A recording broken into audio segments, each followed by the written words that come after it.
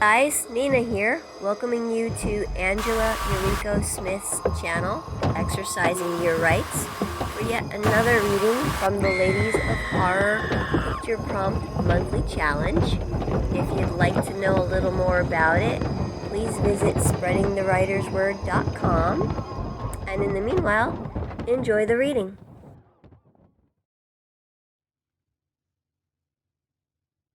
Darkness Before Midnight by Kim Richards.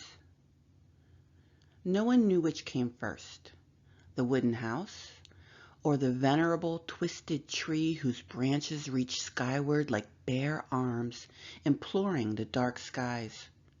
Rumors said the boards were carved from the tree's siblings and it sought to reclaim them. Some believed the god of night brought both tree and cottage into this world. It might not matter whether the branches came after the house was built or if some kind of symbiotic relationship existed. The villagers understood the place should be avoided, particularly once the sun hid its face. Leisha knew something secret about the tree, something her mother warned her to never reveal to anyone. She had been born there, beneath the naked branches and inside the dark cottage. She also knew the house was built for her bloody birth, though she had no idea if the tree or her mother built it. Asking only brought grim glares in reply. Her mother also told her daughter the name Leisha meant darkness before midnight, which is when her birth took place. Every year, on the same fall day, the two women shuffled through crackling leaf husks to make the long walk through the forest. They stood in the brisk darkness before the tree. They always slept in the house, all year long. No light and no warmth touched the wooden structure. Only when Leisha came home, as her mother called it, and the hearth was lit. The tree had a name too, Isola Bella. Leisha asked her mother once what it meant. Mother answered, "It means beautiful, lonely one."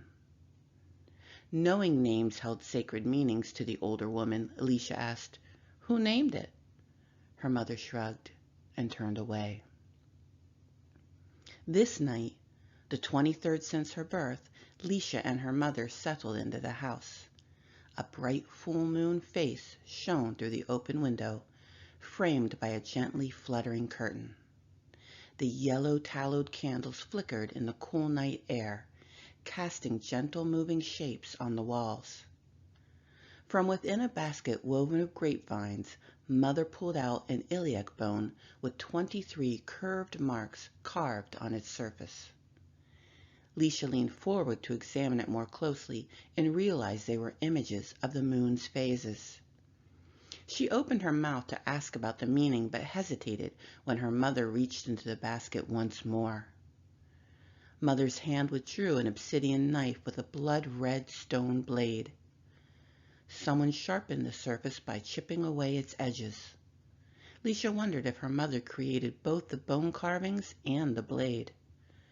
Mother settled onto the floor and pulled Leisha down to sit beside her on the sheepskin rug. She began singing a low, melancholy song about the moon at midnight. Her contralto voice rose slowly until it filled the entirety of the space inside the room. Leisha felt the vibrations in her collarbone, a pleasant thrumming. She closed her eyes and just listened. She felt her mother's fingers comb through her long hair, pleasant, lovingly. Then a swift tug and release. Leisha's eyes opened wide. Between them squatted a shallow brass bowl. The carved bone and lock of her hair lay in the center. Mother held the knife in one hand and placed a pat of incense into the bowl with her other. "Mother, what?" she whispered. "Soon," the older woman replied. She ignited a slender stick in the fireplace and used it to activate the incense. As smoke tendrils rolled up from the pat and Mother tossed the stick into the fire pit, she said, "It is nearly midnight." "What happens at midnight?" Leisha asked. She sat up on her knees, intending to rise to her feet. The spicy scent of the incense reminded her of the dank musk of the forest. In a whir of movement, her mother launched herself towards her daughter. She sent the two of them tumbling to the floor. "Darkness," she said. Leisha yelped and flailed her arms. Her head cracked against the wooden floorboards, biting her tongue. Salty blood trickled from the wound. The edges of her vision blurred, and her limbs weakened. Still, she saw Mother lean over her with the chipped knife clasped in her hands. The older woman's eyes glittered in the pale light. With a sharp, stinging pain, the chipped blade pierced Leisha's blouse and into her skin. She cried out. Hot tears filled her eyes and then escaped down her cheeks. Her vision failed her. "This is the darkness before midnight. Leisha," the rustling voice of Isabella whispered in her mind. For tonight it would not be lonely.